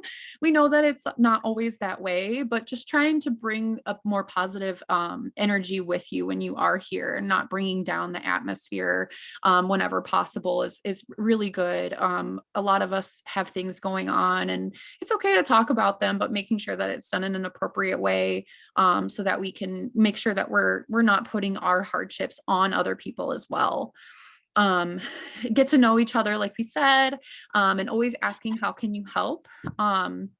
There may be jobs that we don't really have a role for, but could always use the help. So if you see someone struggling, staff or volunteers, feel free to just say, like, is there anything I can do to help? And if you can, that's great. And maybe they don't need it, but just having the offer sometimes is a really, really nice thing for someone to feel, is like, oh, someone noticed I'm struggling and they want to help me. That's a good feeling. And then recognizing others' impact. So recognizing that maybe not everybody's there 5 days a week, but they are still giving a lot, or maybe it's really difficult for them to get there even just once every 2 weeks. And just knowing that everyone's life is a little bit different, but just the fact that they are giving themselves is a beautiful thing. And then that we're all on a shared mission, again, that we're all looking to help animals and people do better in our communities to thrive, and creating more spaces for animals is just part of the mission altogether, regardless of the type of work that you do at the shelter. So, or out of the shelter. So thank you all for keeping these things in mind. I know you all do a great job. And whenever you have questions on this, please, we can't stress it enough, bring it to your team and we will help you. Okay, so do you guys have, I know there's some stuff in the chat. I want to check and see what kind of questions we might have here. So I'm going to go back up to the top and see what we have for questions. Let's see. If you want, Ashley, I can kind of help with that. Yeah, sure. If you want to go ahead and jump in, if you've got some you already looked at. Sure. Let me just make sure. I think the first one that we got was questions about wildlife. So Karen said, this is the first time I've heard about wildlife assistance. Can we get more information on that, such as the types of services, assistance offered, intake criteria, etc.? So I don't have all the answers, so I'm not going to claim to have that, but I can give some answers and redirect if you come across people that have questions, how they could get answers and resources from Michigan Humane. So we do. Yeah, that's right. I don't have to know all the answers, as long as I know who I can tell you who you can go to. So, so we do have a permit to temporarily house orphaned and injured wildlife. And currently right now, the facility that we're doing that mostly out of is Westland. However, the resources that we have are very limited. So most of what we do is, again, intake diversion whenever we possibly can. So if we get calls about orphaned orphaned and injured wildlife, how is most of the requests come to us? Our call center will either transfer those to a line to Nikki, who works over at our Wesleyan shelter. She is a wildlife and exotic tech, and so she kind of specializes in knowing information for these different types of animals that aren't cats and dogs. So most of the time, the information that we give people, if they find orphaned wildlife, is to honestly leave them alone. That is usually the best option. And Nikki will ask very specific questions and kind of help direct people on what they should do. Now, if an animal is truly orphaned or truly injured, that's kind of where we can come in. If they are orphaned, our first recommendation is going to be helping that community member find the closest rehabilitator that they could possibly take that animal to. Because again, we're not there around the clock offering care to baby wildlife, and most orphaned wildlife does need that. There are some wildlife that we would be able to provide care for. Again, if they don't need round the clock care, that's where we can kind of come in. But our first goal is always to redirect to someone else, like Howell Nature Center or another licensed rehabilitator. Folks do have to be licensed to do this work. Can't just go to anybody's house. But they have the skills able to take care of those little babies that come in. So we're talking about like little bunnies, squirrels, little possums, actually, that maybe mom sadly gets hit on the side of the road, but babies are still alive in the pouch. We get those kinds of calls. So Nikki kind of helps field those and give people options of what they can do. Now, folks do come to our doors. We will, same thing, provide resources. If we can, we'll take an animal in, but they really can't stay with us long-term. So we're going to try to recommend that they go to a licensed rehabilitator, or if it's actually an animal that should go back into nature, we will tell them to do that and give them the steps of how they should put the little baby back in the nest, put the grass over it, put the sticks, put a laundry basket, like different things that are going to help make sure that those animals have the most chance of success and surviving in nature, because that's really the best option for them. Once humans start intervening, things can get a little bit messy, and there's only limited resources, like the number of rehabilitators that there are out there to take animals. If an animal is truly injured, same thing, we'll try to help transfer the animal to a licensed rehabilitator. Again, our team is not skilled and cannot provide rehabilitation for true injuries. I mean, we're talking like very minor things, like if somebody gets like a hook on their leg or something like that, we might be able to help with those. Some of our DVMs have specialties in those areas. They've worked with unique animals, but the resources are limited. So if that's the case, if it's something that we can't do, we would redirect. If an animal is significantly suffering and there is no alternative for that, what Michigan Humane does will also offer a humane dignified death for the animal. So humane euthanasia. So a lot of baby birds that we get that are like completely pink, have no feathers, really don't have any chance of survival, those are animals that we can provide euthanasia, so they're not just suffering on the side of the road or on the cement on a hot summer day or eaten by a predator. So those are kind of ways that we assist. We do not expect you guys to remember all that information that I just kind of throw at you. So if you do have questions about what should I do if I find orphaned or injured wildlife, your first step is going to be to call the 1-866-MHUMANE number. Right now, we probably don't have prompts on the phone, but as we get into spring, which is wildlife season, that's when all the babies start falling out of their nest or getting lost from mom. That's just the time of the year that resources are available. So babies are born, same as kitten season. That's when we'll have those prompts on there, and someone who calls in will either get transferred to Nikki to leave a message, or we'll have prompts with information that can kind of direct. So that's how you would get information. Always call first. Of course, if there's a true emergency, you could show up at the door and staff would provide you guidance from there. So great question. We are definitely not the know-all, be-all final resource for wildlife, but there is definitely support that we can offer to community members who have questions, and you guys too if you have them. So looks like there was a question to it's about when introducing other pets from home to an adoptable pet, can it be on more than one occasion? So what I think it's kind of asking there, yes. So what we could do if you were, let's just say it was a dog and a dog, if you brought your dog in and maybe it just didn't go super well, or certain things, but we can always do like a hold for a couple hours and have you go do something, go for a walk, and we can definitely try it again. The other way would be, we do have always have a hold fee, which is like a $25 donation, which would hold until the end of the next business day. So then you could always try coming back again. But if there was something we saw that wasn't working, we would let you know then and there. But yeah, I mean, we'd certainly try to work with you and always try to do it again. So. Yeah, sometimes those meet and greets, they're a little stressful in the situation, depending on the space that is available. I know at some of it's at Wesleyan specifically, we try to do them outside if possible, in a wide open space that's on common ground. So sometimes if we don't have that space available right away, it can be a little bit of a different situation we're seeing. So it may be something that maybe there needs to be a little bit of a break or something too between to kind of let everybody de-stress some. A next question that we had was, does Michigan Humane work with other rescue groups and other non-Michigan Humane shelters? So I'll provide a little bit of this, and then if you guys want to add a little bit too. So yeah, the answer is yes. We do have some partners that we work closely with and can help provide not only resources from ourselves, but they are a good resource for us as well. We mentioned a little bit about our transport team, who sometimes can take animals to other rescues if needed. So I know recently our team went pretty far, I think West Virginia or something, with some goats to better home them. Sometimes it's breed specific. We know that there are some breeds who don't do well in a shelter environment or maybe need a specific type of care. So we can look out for some rescue groups that we've worked with previously. A common one that we sometimes come across is Akita dogs.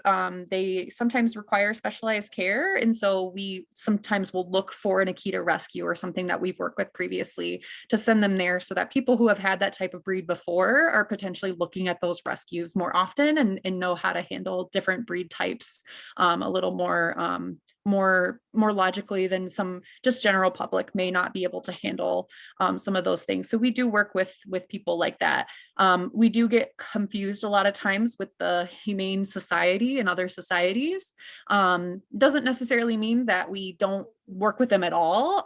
We just don't have any kind of umbrella to do to be in charge of what type of work they do. So a lot of times we may reach out to them for resources or provide them resources. And Jen, or Kevin, if you guys want to add anything to that, please do. Yeah, I don't know if Katie Franklin is still on the call, but if she is, she might want to add something too about other partnerships that we have with Dog Aid and some other groups like that. We did Petco Love vaccine clinics last year, and we're planning on doing those again. So it's not only transferring animals to and from care, and I should say that too, Michigan Humane has also taken animals for other organizations. We haven't done that recently and probably will not for a little while, because right now we are at capacity, pretty close to capacity in our, I'll get to you just a sec, Katie, thanks for raising your hand, but we are kind of at capacity for dogs. So the question came up, will we continue to do flights? We probably will sometime in the future, but as of right now, we're not going to, because if we are at capacity at the shelters for number of dogs in care, we really want to make sure we're focusing our resources efforts on those animals first, before we continue to bring in animals from out of state. But we also did local transfers too. We've worked with Detroit Animal Care and Control. We've worked with Oakland County Animal Control. And that's not something we're doing on a daily basis, but definitely periodically when we have the space and we are helping out partners. So that's one way, but Katie, I'll turn it over to you if you want to talk about it from your perspective as well. Hey, yeah, I'll just jump on here really quickly. Can everybody hear me okay? Yes? Yeah, cool. So just really quickly, absolutely, they're right. We do work with several partners. Last year, we partnered with DACC, FAMD, Friends for Animals of Metro Detroit, Dog Aid, Feline Fund, all in a joint partnership to put on a couple of our vaccine clinics that we put on our One Health events. A couple of those were hosted specifically in partnership with them. We work regularly with any and all rescues that want support, need support, ask us for help. We are absolutely here to answer that call. We recognize both in the values that we talk about internally, we need to bring those externally as well. And so we also recognize that as the largest player in Michigan, there's so much good we can do together. We also support a number of animal welfare organizations, from little grassroots folks all the way up to bigger players through our pet pantry on the community solutions team. We give them a number of pallets of food every month. Some folks pick up from us once a month. Some folks pick up more spontaneously, depending on how much they can hold. But absolutely, we're regularly providing resources to a number of different groups, working closely with our friends in and around the community, and are really glad to be able to work in tandem to serve more animals with everyone. So yes, we love and welcome those relationships. Thank you so much for that input, Katie. That's really, I wasn't aware of all of those either. So it's always nice to hear like how much we're actually doing behind the scenes that like maybe isn't always like at the forefront. So it's nice, like we do so much work to help other people. Let me see if we have any other, so I have a question about pre-pandemic. What did volunteering kind of look like and how much we had? I know, Jen, you probably can answer that better than me since I came in the middle of the pandemic. So this is all I've known. Yeah, so this is a good question. And I think there's a really amazing answer to it. Is even though we've had less individual folks coming in to serve, we have almost continued the same amount of service hours happening. I don't have all those numbers directly off the top of my head, but I know before the pandemic, we hit over, for the first time ever, over 100,000 hours served between our fosters and our volunteers. So those are both one-time volunteers, reoccurring volunteers, again, fosters, events, all of that. We lumped into one. So that was really, really exciting. We had not hit those numbers before. And I think that was in 2019 or 2018 when we hit those numbers. And then if we look at, I don't know that the community report yet is out for 2022, but just in the trends that we were seeing, and when we track volunteer hours through service, through our fosters and volunteers, we were right on track to hit around that 100,000 mark again. So people are stepping up to the plate. So when we say there's fewer volunteers, it doesn't mean that fewer work is happening. The work is still happening. It's just less folks are doing it. So, and we need to get more creative with bringing folks back into the shelter to do the work, because we're also realizing there's more work to be done. It's not just what can we do on site. It's not how can we make an impact for these animals. It's how do we make an impact for more animals, broader scale or bigger scale, like again, those folks in the community. So we're trying to focus on that. So again, even though number of individuals coming in has gone down, I think number of groups coming in has increased. So that's probably helped us too. Again, a lot of people stepping up in the foster system to do that work kind of behind the scenes. So it's really, really encouraging numbers. And it just is challenging Ashley and me and anyone else on the volunteer team to do our part. And that's how you guys really, like we said, can help, is just spread the word. Yes, we welcome anyone to come be a part of this work. You can serve. We can help you find a way for you to give back in a way that feels good and works for your schedule. It's not just about coming in and directly supporting the animals. There's a lot of ways that we indirectly support the animals too. Again, just a couple months ago, we had our first open house pre-pandemic and had some volunteers come in and actually speak to other folks about how they could serve. And this is something that we're excited to bring and do more and more now that we are navigating this world pretty decently. COVID's not going away by any means, but the work still has to happen. So that's kind of some of the ways that I've seen the differences. Is it's just phenomenal. Even though everyone couldn't come back, the folks that did really dove in and encouraged new people. We saw a lot of new people come in. So even though some folks didn't return, we're bringing new people into the ranks. So thank you for anyone who's helped bring those people in.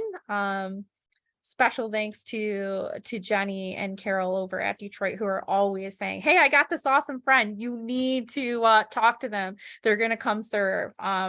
So thank you guys for doing that. One other question too that I have, unless there's another one that you have, Ashley.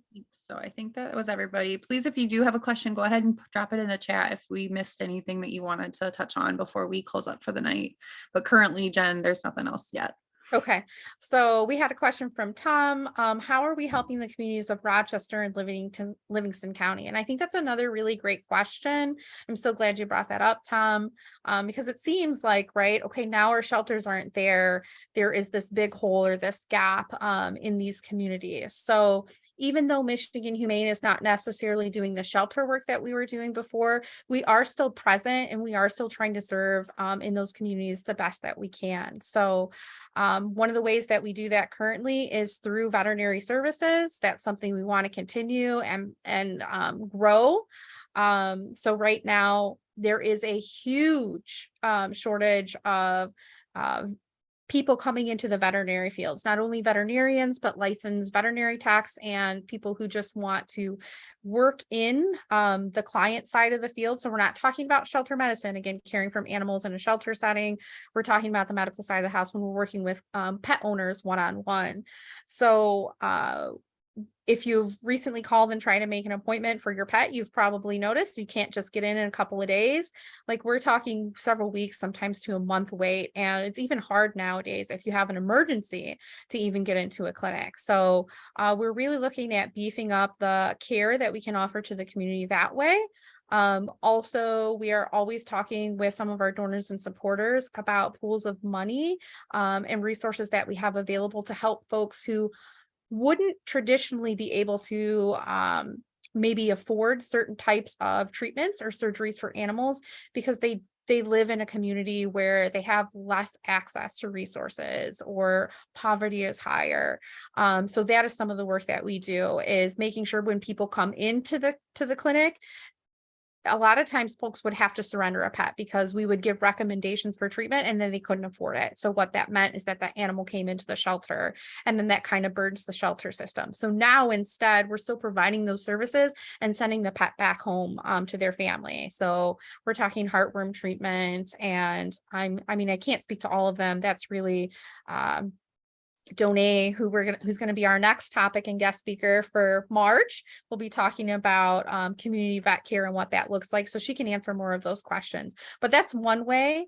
The other way is, again, we still work with partners in those cities. So for example, Oakland County Animal Care and Control, they're a shelter that we've worked with for years. And even though we're not necessarily maybe taking animals in right now, there's still conversation that happens behind the scenes. And that's something that we were doing in Detroit too, when Detroit Animal Care and Control needs help. So there are other shelters in those areas that are still offering adoption services. If people still need to surrender, they can still come to any other of our locations.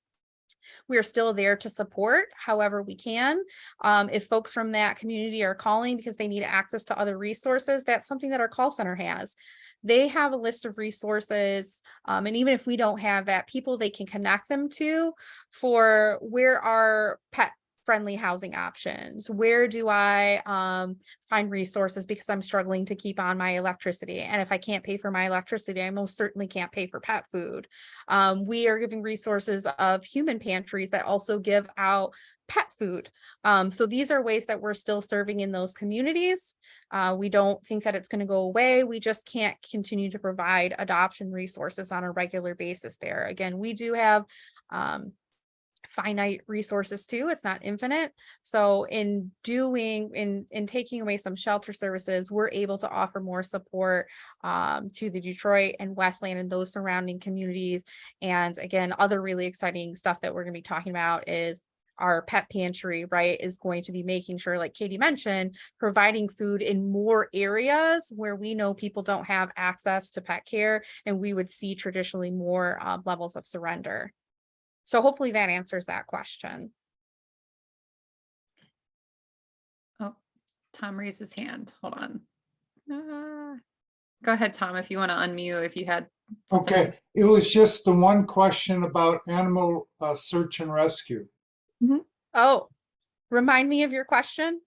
No, I just wanted to know if I decide I'd like to be part of that, how do I sign up? That's a great question that I don't know the answer to off the top of my head. Okay. See? So I'll have to ask more questions unless Ashley, you know. I have a Okay. tiny bit of that. There are FEMA courses that you could take as an individual volunteer that are related to animal rescue. If you go to the FEMA website, I can't guarantee that you would be like able to join our team, but you can be part of a database to be called on when those situations arise. So FEMA would be able to like give you more information on that. I know very little, but I do know they exist, and you can get training through them to be a person that they can like mass email when something goes on. And if you've had the training with them, you can go and help in those cases. Okay, thank you. No, that's great. We can also include that. So of course, with any one of these, we're going to send up a follow-up email. So some of the questions that you guys brought up will provide additional resources where you can click a link or go to a different web page or find more information on these topics. I had my chat button pop up, like someone left a question, but I don't see a question. So I'm sorry if you had one. If you do, please raise your hand. No, it was just Barb saying she had to sign off. Okay. Oh, that's weird that it didn't come up for me for some reason. Could you try again? Well, that concludes our night. If no one has any other questions, I want to thank you all again. And for everyone who was able to stay over and ask questions, thank you so much. We would love to answer any more that you come up with, if you're sitting at home thinking about this or anything.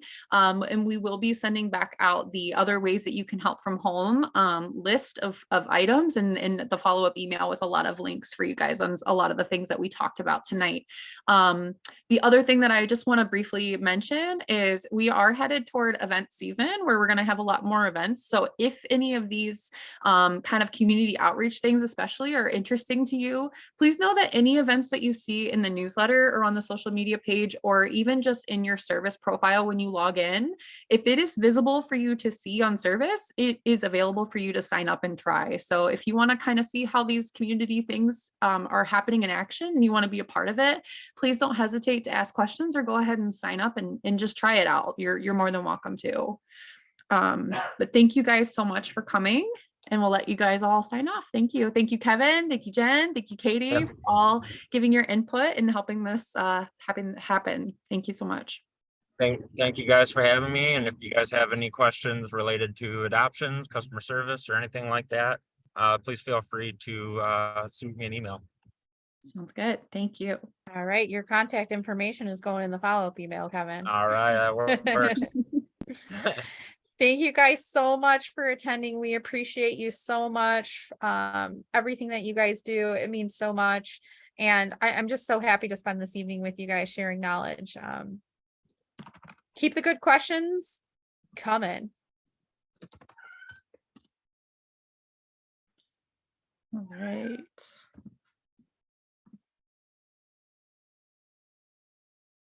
Everybody's head. Richard, you're still here. I loved seeing, I don't know if it was Dee Dee or who, but which one of your little babies was coming across the screen, but I loved every now and then the tail going across the screen. I missed it. Darn it. Yeah, that was Dee Dee. Aw. Too cute. Thanks for joining tonight. Really appreciate you guys making it out. Well, it was great having it. Like to see more like this. We'll keep them coming. They're Every coming. month there's going to be a topic. It'll always be a different topic, but this one is one that we will continually bring up, especially when we get into the summer months. When it gets a lot harder, right? Because we're at capacity and there's a lot of things going on. So see you later, Tom. Bye, guys. We're just hanging out to make sure everybody doesn't have any more questions. So go ahead and clock out when you're ready.